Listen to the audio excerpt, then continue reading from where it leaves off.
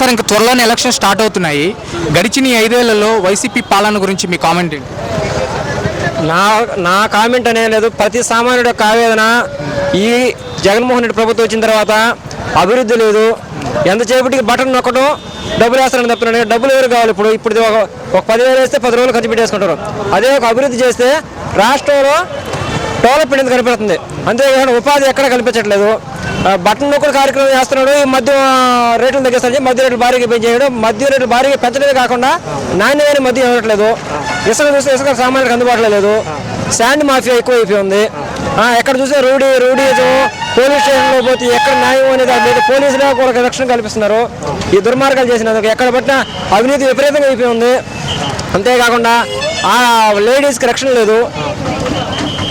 ఎక్కడ పెట్టినా గ్రావెల్ విపరీతంగా వేల రూపాయలు అమ్ముకుంటున్నారు టిప్పర్లు ఇవి. అంతేకాకుండా మళ్ళీ ఏమంటే